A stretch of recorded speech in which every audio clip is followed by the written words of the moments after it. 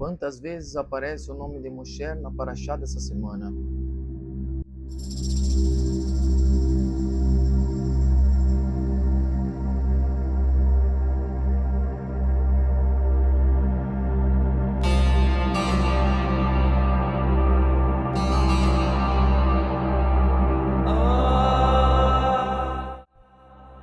Shabbat Shalom a todos os irmãos e amigos, Brochim Abayim, sejam todos bem-vindos.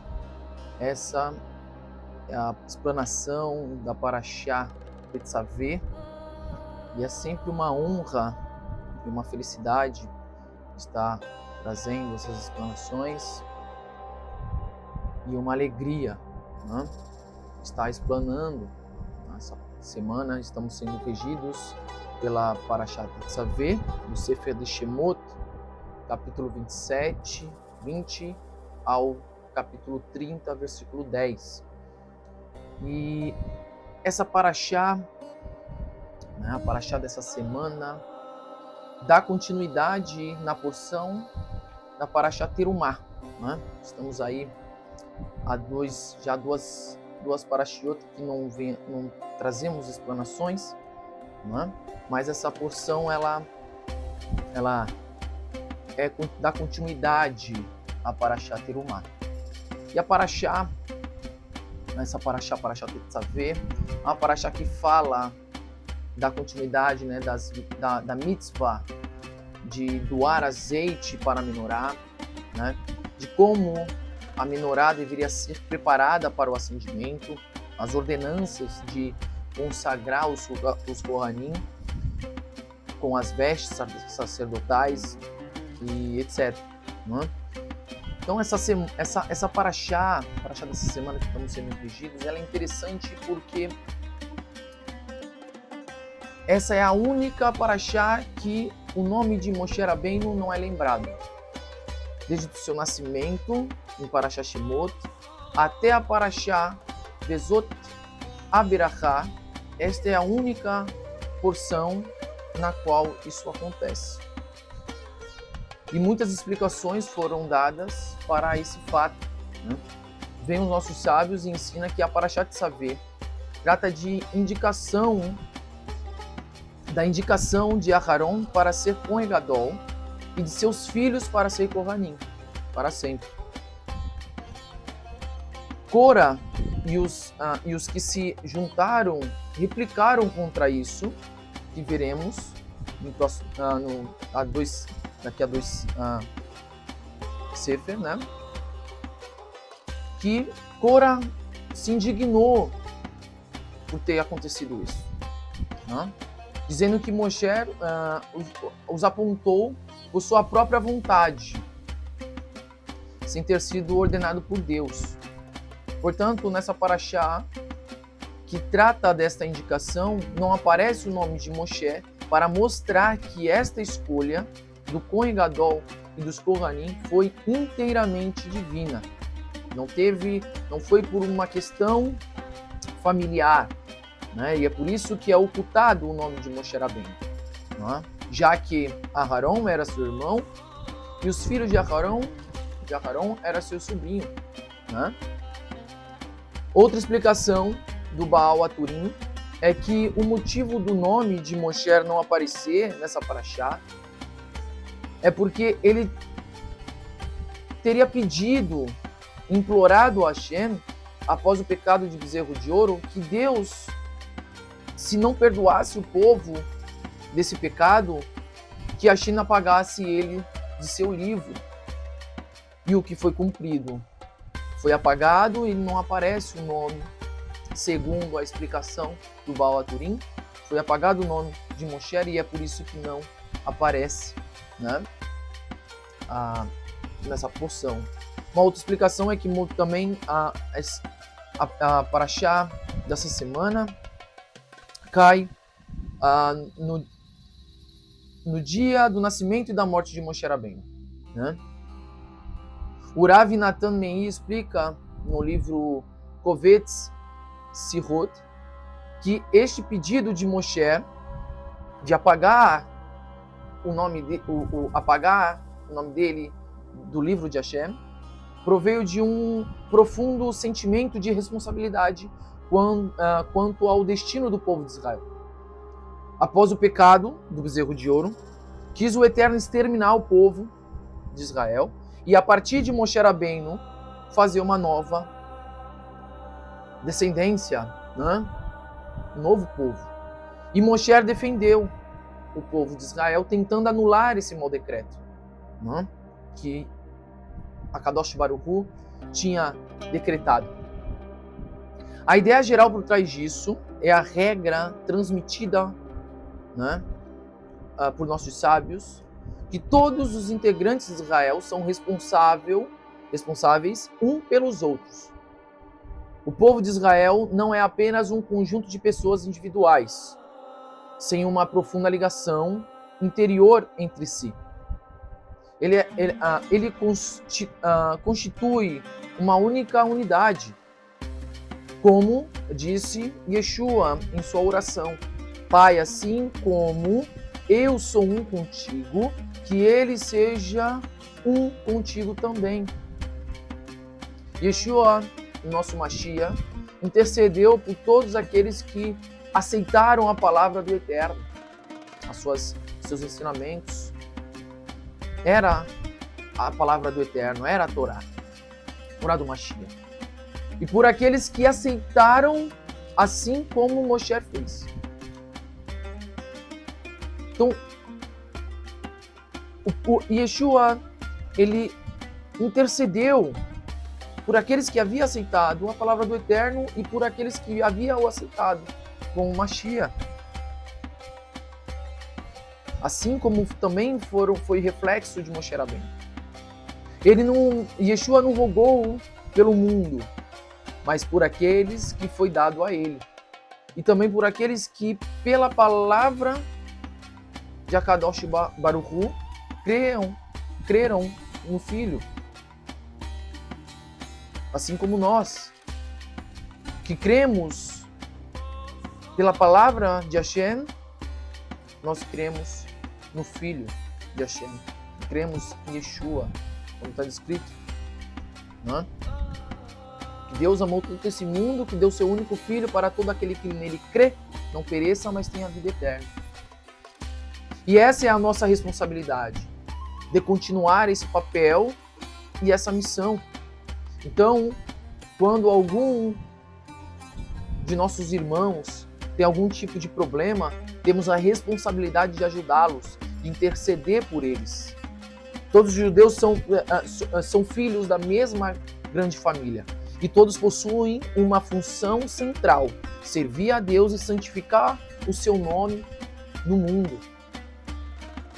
Cada um age associado a toda a comunidade e é responsável pelo destino dela, tanto material quanto espiritual. Não é? Apesar de Deus ter perdoado os israelitas no pecado do bezerro de ouro, a punição que Moshe invocou sobre si foi parcialmente realizada. Deus apagou o nome de Moshe da Parashá de Tzaveh, e é por isso que o seu nome não é mencionado nessa Parashá. Este é apenas um exemplo de quão extensos os efeitos da palavra falada pode ter. Todas as obras de ética judaica enfatizam o grande cuidado que devemos ter e que deve se tomar ao falar. Devemos pensar duas vezes. Né? É difícil, mas temos que colocar isso em prática. A fala é uma arma poderosa que pode infligir feridas mortais a grandes distâncias, assim como as palavras ásperas podem ferir quando dirigida contra outra pessoa. Também pode ser autodestrutivas. Né? Consta no Midrash, na continuidade, Kohelet Rabbah 7:28, que quando Deus criou Adam no Harishon, ele levou Adam a todas as árvores do Gan Eden e disse: veja meus atos, como são agradáveis e louváveis, e tudo o que criei, para você criei. Preste atenção para não estragar e destruir meu mundo, pois se você estragar, não há quem conserte depois. No livro Kovetz Sirot é explicado que isso também vem a rebater a suposição errônea de que tudo o que o indivíduo faz só diz respeito a seu âmbito particular. Deus criou o ser humano como a coroa da criação, a mais elevada das criaturas. Portanto, os atos do ser humano influenciam decisivamente tudo que existe. Quando age bem, ele retifica este mundo e todos os mundos superiores. Quando comete pecados, ele danifica severamente todos os mundos. De acordo com o Nefesh HaHaim, em Sha'ar 1, capítulo 4, diz que quando Tito destruiu o templo, fez algo horrível que estabeleceu o pranto de todas as gerações, mas ele só conseguiu atingir o templo que está na terra. Em compensação, um integrante do povo de Israel, cuja alma está ligada à sua raiz superior, é capaz de atingir todos os mundos de forma irreparável. Pois se você estragar, não há quem conserte depois. Tá? Quando o indivíduo contempla o que foi trazido acima, entra em seu coração um profundo sentimento de responsabilidade e ele tentará aperfeiçoar seus atos, sem iniquidade, para não causar uma destruição tão grave e tão grande. Na Parashá Lech Lecha é trazido um entendimento que o indivíduo é imposto dizer e considerar que é o único em todo o mundo, que sobre ele pesa a carga de melhorá-lo e de cumprir os preceitos de Hashem, de Deus. Se falhar nisso, é como se todo mundo tivesse deixado de cumprir sua meta. Uma análise dessas palavras dos nossos sábios, os Chachamim, também mostra que não há duas pessoas com a mesma função e objetivo nesse mundo.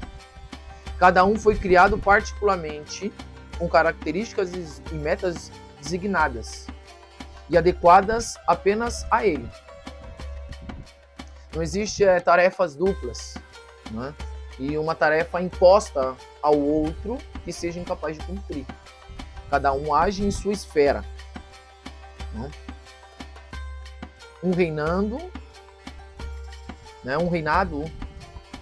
não toca em outro, nem mesmo com um fio de cabelo. Então cada um tem a sua missão neste mundo, com aspectos diferentes do outro. Cada um vai cumprir a sua função, a sua missão, a sua meta, que foi designada. Não existe a mesma pessoa cumprir a mesma meta. São metas diferentes, são mentes diferentes.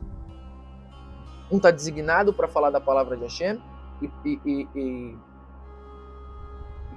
levar os ensinamentos para mais e mais pessoas, não é?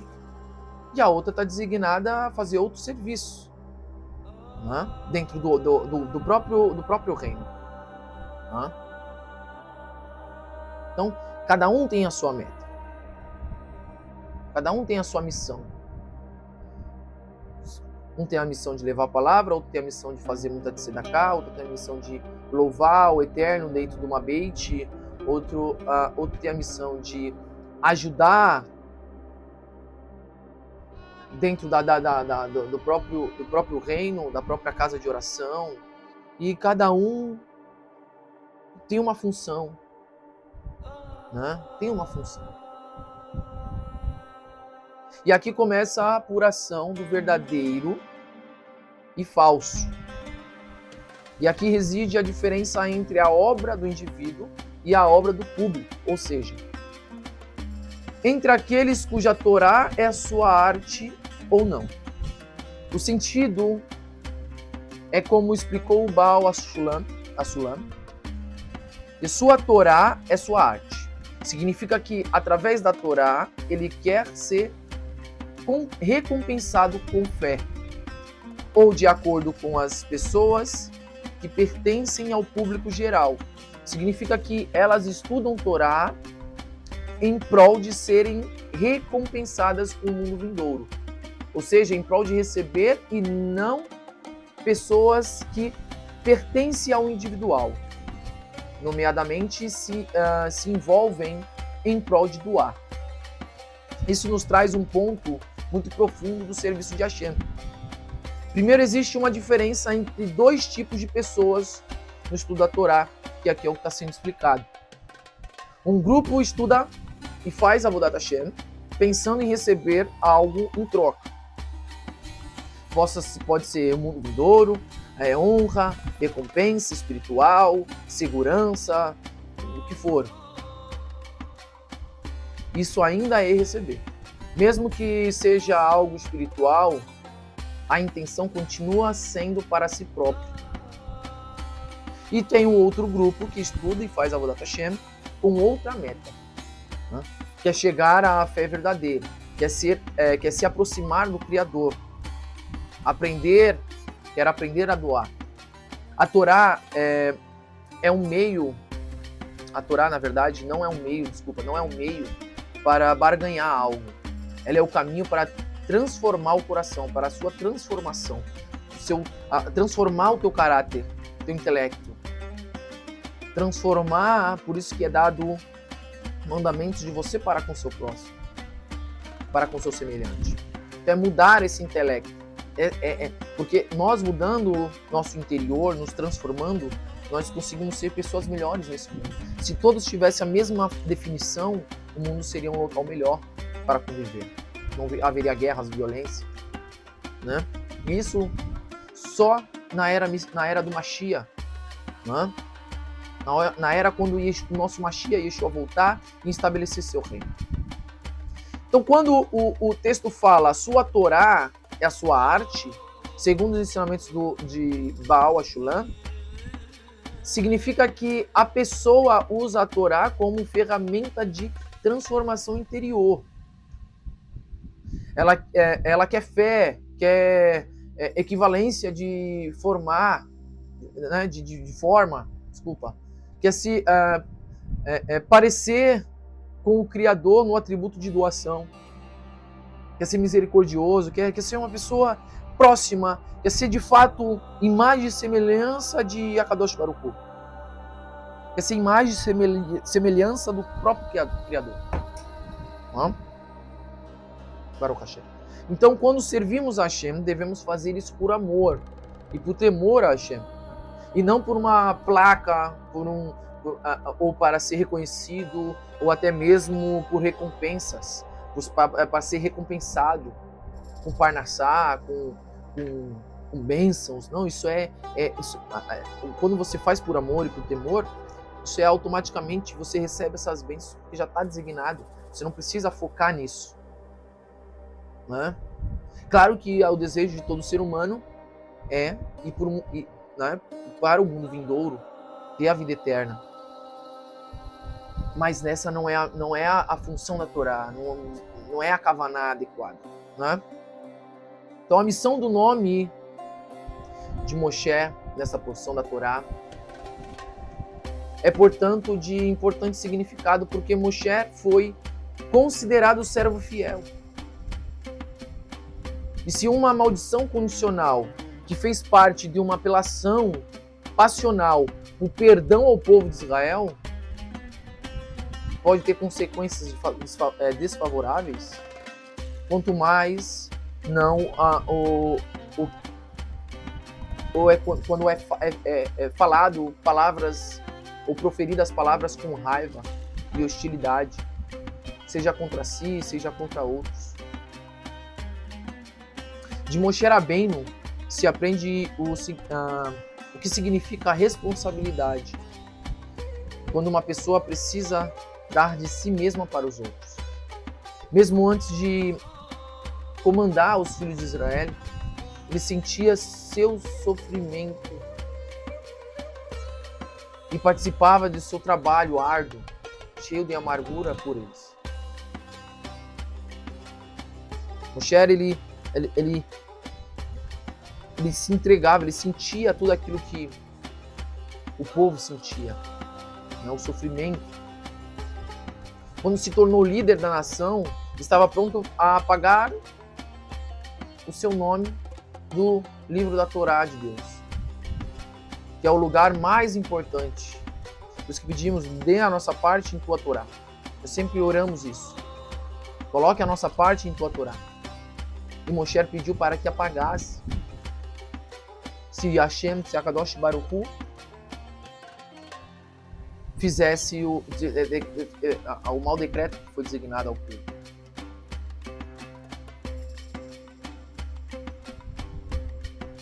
Então, ter nome na Torá, onde é o lugar mais importante, sagrado e eterno, Moshe, ele se entregou para que apagasse o seu nome do livro. E este é o desprendimento que deve servir a todos de exemplo. Né? Tem que servir como exemplo para todos. É dessa maneira que devemos. Veja, Yeshua entregou a sua vida da mesma forma. Né? Então, cada um de Israel que receba sobre si uma função deve se esforçar para cumpri-la até o fim, com muita responsabilidade, boa vontade, bom coração, de todo o coração. Diz o Yerushalmi que aquele que começa uma mitzvah é dito a ele para terminar. E é muito importante concluir uma tarefa e não abandoná-la no meio. Deus ajuda aquele que o faz, para que consiga levar a cabo. Somente quem conclui a mitzvah terá o mérito de que esta lhe pertence. Então, somente quem conclui a mitzvah terá o mérito de que esta lhe pertence, pois no caminho, principalmente próximo ao fim, fortalecem-se as dificuldades. E este é o objetivo. Agarrar as tarefas com seriedade. E é assim que Deus nos ajudará a obter sucesso. É desse jeito que vamos ter sucesso. Atzalachá, Parnassá, ter prosperidade, ter Shalom Bait. E é esse ensinamento que essa paraxá nos traz, né? Uma paraxá próxima da festa de Purim, que há mandamentos que demonstram a importância geral dos preceitos entre o homem e seu semelhante. E a grande bênção proveniente do seu cumprimento desses mandamentos de você para com seu semelhante. Então essa paraxá é importante porque nos traz esses ensinamentos e significados para o nosso elevo espiritual. Como o nosso mestre Yeshua nos ensinou, aquele que deseja ser maior no Malhut Shammai, no reino dos céus, deverá ser menor primeiro. E aquele que deseja ser líder deve servir primeiro. Porque até o Filho do Homem, ele diz aqui, até o Filho do Homem veio para servir o seu semelhante. Veio para servir no mundo, para ser servo também no Malhut Shammai. E tem muitas pessoas que não querem servir, mas querem ser servidos. Não querem ser menor, já querem de cara ser maior. Diminuindo outras pessoas, diminuindo a sua semelhança. Um ensinamento muito importante de que quando você faz, nós somos extraídos, fomos feitos em imagem e semelhança de Deus. Então, quando nós praticamos uma transgressão dentro dos mandamentos de você para com o seu próximo, nós, um exemplo, Hasve Shalom Aleinu, uma pessoa mata outra pessoa, ela mata uma parte de Hashem, não que mata Hashem, mas uma parte da criação. Devemos ser sócio de Hashem e não o oposto, né? Então, por isso que quando cumprimos o mandamento, os preceitos de você para com o seu semelhante, nós fazemos um bem não só para o nosso próximo, mas sim fazemos um bem aos olhos de Akadosh Baruch Hu. Porque nós somos formados do tetragrama, né? Então, quando nós praticamos alguma transgressão dentro dos preceitos de você para com o seu próximo, nós apagamos o nome de Hashem. Nós apagamos o tetragrama. Hasve Shalom Aleinu. Então é por isso que devemos servir, é por isso que devemos ser melhores. Né? Se aquela pessoa te faz mal, afaste-se dela para que você não venha prejudicá-la. Seja em palavras, seja fisicamente, corporalmente. Então se afaste, é a melhor opção. Né? Porque tudo que nós fazemos e tudo que nós falamos afeta o mundo espiritual. Né? O mundo espiritual é uma engrenagem. Né? E nós fazemos parte dessa engrenagem. Então, quando a pessoa ela vive só o mundo físico, ela não capta nada do mundo espiritual, e aí ela tira uma peça dessa engrenagem e tudo desanda para ela. E quando desanda para ela, pode ver, desanda para o mundo. Veja como que o mundo está. Veja como o mundo está. Porque muitas peças dessa engrenagem foram tiradas. Por isso que fala que o inimigo, o Hassatan, veio para matar, roubar e destruir. Então, primeiro ele